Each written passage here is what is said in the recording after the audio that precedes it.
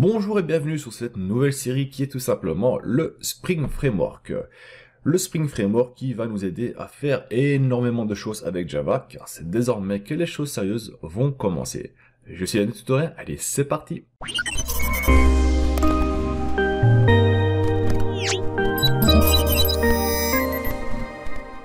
Alors le Spring Framework c'est quoi? Comme je viens de le dire dans l'introduction, Spring Framework va faire beaucoup de choses pour nous dans Java, mais quoi exactement?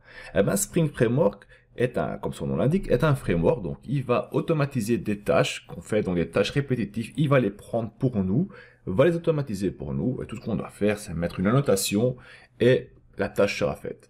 Bien sûr, Spring Framework est énorme. Car Spring fait beaucoup de choses, peut s'occuper d'une base de données, peut s'occuper des composants web, peut s'occuper de la sécurité. Vous allez voir, il y a énormément de modules dans Spring, mais il faudra prendre les modules que vous avez besoin, car tout apprendre, c'est énorme, quoi. Donc, ce que vous avez besoin, vous allez devoir apprendre. Une des particularités dans Spring Framework, c'est l'injection de dépendance. Alors l'injection de dépendance va nous permettre de instancier simplement un seul objet et non pas plusieurs fois dans notre application. Je vais essayer de donner un exemple. On va voir ça comme ça. On a deux types d'objets dans une programmation. On a le type d'objet qui va représenter quelque chose, donc je suis, donc ça va représenter une personne, va représenter une tasse par exemple, une tasse de café, peut représenter une voiture, une maison, soit c'est un objet qui va changer, donc les paramètres de cet objet va changer au cours qu'on va l'utiliser. Ça se peut que, voilà, pour l'instant, la personne, c'est moi, donc c'est Daniel la personne. Ça se peut que les personnes, c'est quelqu'un d'autre, c'est Bob, c'est Mia, c'est Ria. Donc les paramètres de la personne vont changer. Tandis qu'une autre type d'objet qu'on peut avoir, c'est les objets je fais. Eux, en général, ce qui va se passer, c'est qu'ils vont uniquement exécuter, donc faire quelque chose. Ils vont pas représenter un objet, ils vont faire quelque chose. Donc, il faut voir ça comme un service ou comme on va dire le code qui va faire tourner toute la boutique. Ça veut dire que un objet je suis est une personne, je fais, ça peut être je bouge, je mange, je cours. Ça c'est quelque chose qu'on va spécifier une seule fois, mais qui ne va pas changer. Ici, j'ai un petit exemple de ce type d'objet. Si j'arrive à le lancer, voilà. Donc on a un private person, donc c'est un objet, on va dire, du type je suis, donc une nouvelle personne, ça peut être Daniel, Bob, Mia, Ria, on peut choisir. Et puis on a le private move je fais. Donc move va représenter des mouvements, donc on va avancer, reculer, aller à gauche, aller à droite, mais ceci est un service. Ça veut dire il va faire quelque chose. Il ne représente pas une personne, il ne représente pas un objet, il va simplement faire quelque chose.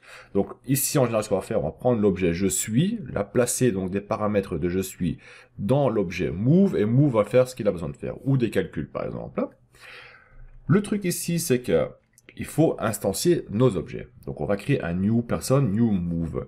Le problème, c'est que le move, donc le type d'objet je fais, celui-ci ne change pas en général. Une fois qu'on l'a créé, il reste là, on n'a plus besoin de le modifier pendant que l'application elle tourne. Donc ça veut dire l'objet je fais reste toujours le même. Donc on va pas changer des paramètres dedans.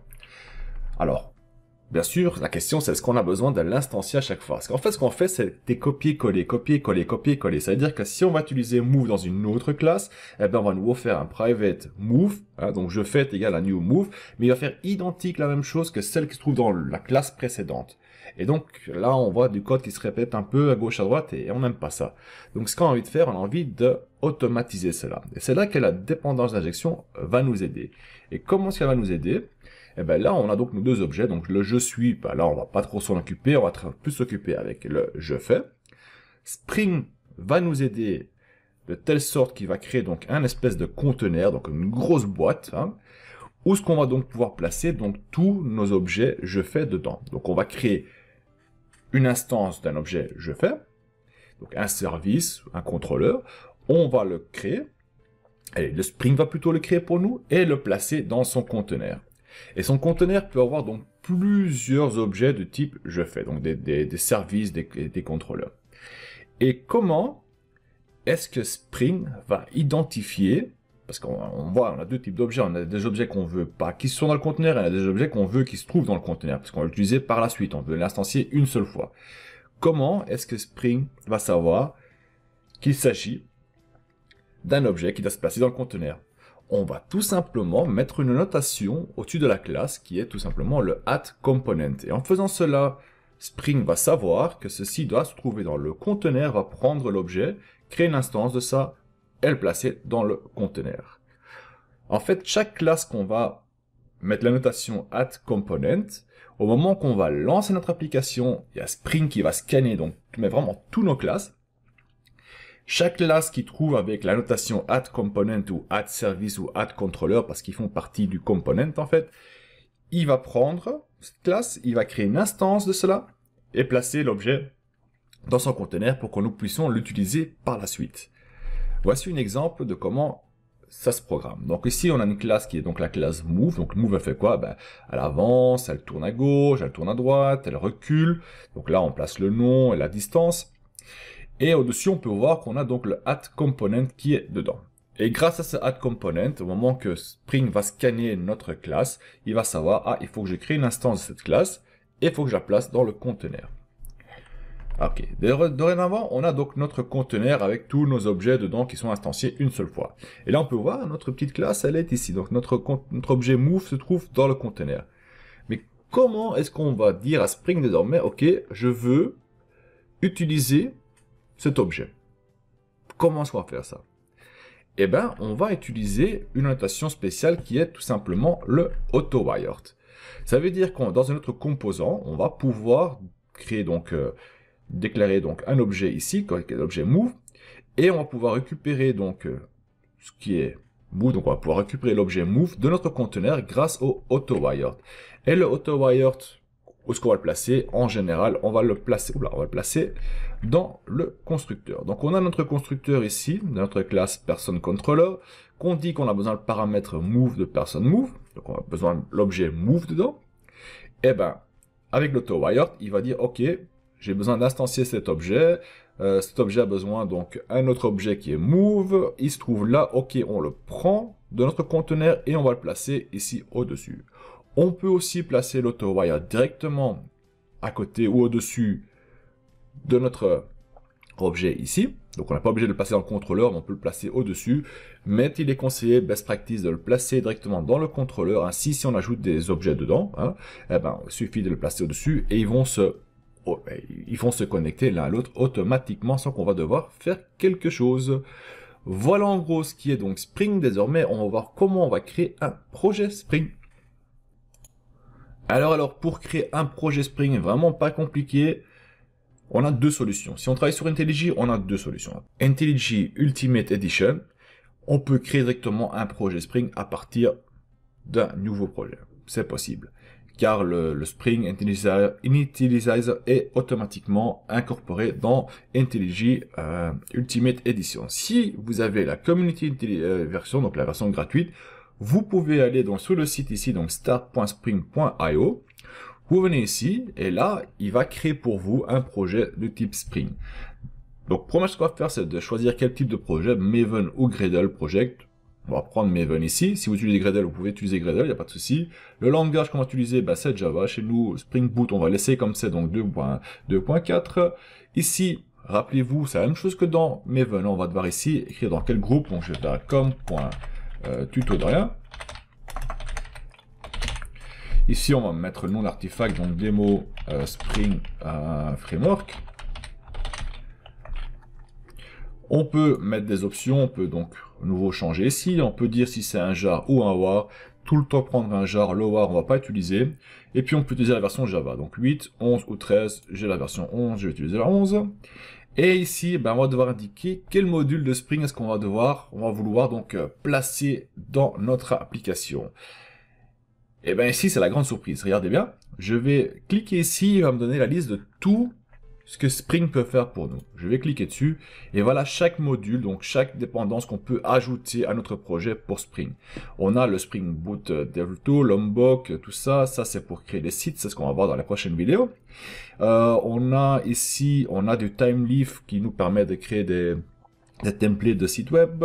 On a la sécurité ici, donc on a plusieurs possibilités de sécuriser nos applications. On a de la SQL, donc les bases de données, donc les Spring Data IPA. On a le MySQL Driver, l'Oracle Driver. Donc on a tous les drivers ici. On a le NoSQL. Comme vous pouvez voir, il y a énormément de choix. Et je vais vous dire, apprendre tout, c'est impossible. C'est vraiment énorme, quoi. Donc vous allez devoir choisir ce que vous avez besoin et apprendre ce que vous avez besoin, bien sûr, hein. Et donc, pour nous, ce qu'on va faire, on va rien utiliser pour l'instant. Dans ce projet-ci, on va rien utiliser. On va laisser comme c'est. Donc, je vais revenir en haut. Hop là, je vais fermer. Mais vous avez vu, il y a énormément de choix, hein. Et on va simplement donc cliquer en bas, donc Generate CTRL Enter. Je clique dessus. Il va donc nous préparer un projet. Je vais cliquer sur le projet. Notre projet est ici dorénavant. Donc, il nous a créé un projet Maven.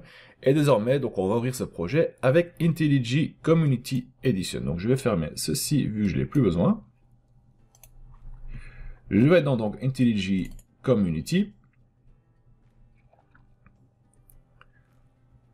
Une fois qu'il se lance, on va importer un projet, vu que le projet il a été créé. On va aller rechercher notre projet.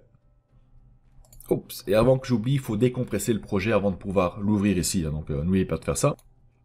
Et donc là, je choisis le projet, je fais OK. Il va m'importer, je veux dire, il existe déjà, on a déjà un Maven dedans, donc on va sélectionner le Maven. Next, on va garder les paramètres du Maven qui sont dedans, c'est plus qu'assez, c'est parfait ça. Je fais Next, Next, Nothing to find to import, bah oui, pourquoi ça? Previous, Cancel, j'ai pris le mauvais.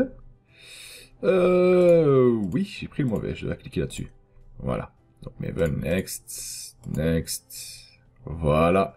Next, Next, Next, et là il va créer le projet. Faut attendre un peu. Ouais, on peut fermer, j'ai pas besoin de cette information. On attend que tout s'importe. Et donc voilà, une fois que tout est importé, ben on a notre projet qui se trouve donc ici. Bah, tout comme les autres projets, on va ouvrir celui-ci. On a donc le ID, le Maven, les sources. On a notre pomme qui est là. Si j'ouvre mon pomme, ben on voit que on a donc toutes nos informations qu'on a indiquées sur le site, donc le start.spring.io. Donc tout se trouve ici. Si on veut ajouter des nouveaux modules, par exemple, on veut ajouter la base de données, connecter à la base de données, on veut ajouter les composants web, on peut ajouter directement ici dedans. Hein, donc on n'est pas obligé d'aller là-bas. On peut rechercher sur Maven Repository, copier et venir le placer ici, et ça va fonctionner aussi, il n'y a pas de souci. Et pour l'instant, donc si je vais dans les sources, je vais dans Main, on voit qu'il a créé une structure pour nous, on a des ressources ici, ce qu'on va utiliser plus tard si on veut ajouter des images ou ajouter autre chose, des autres fichiers. Et donc on a Java, on a ce qu'on a créé, donc Java, comme point tutoriel rien, point 2 mots Spring Framework, et on a notre main qui est ici. Donc on peut voir notre main est un peu différent, il a donc le Spring Boot Application, et si on va lancer ceci, on va le lancer, on va voir que notre projet Spring fonctionne car il va nous indiquer le gros logo Spring au-dessus comme on peut le voir, donc je vais l'agrandir un peu, on voit le logo Spring, et on voit que tout fonctionne parfaitement. Voilà, donc on a créé ensemble un projet Spring, et dans les prochaines vidéos, on va commencer aux choses sérieuses, car on va commencer à créer une page web grâce à Spring. Donc on va connecter notre base de données, on va connecter notre site web ensemble en recherchant des choses dans la base de données, les faire afficher sur notre site web, ou même mieux, on va pouvoir chercher sur la base de données, traiter les données dans notre programme Java, et après simplement les publier sur notre site. Mais ça, on va voir dans les séries qui suivent. Allez, je vous souhaite bon amusement avec ceci et on se retrouve dans une prochaine vidéo. Allez, salut tout le monde!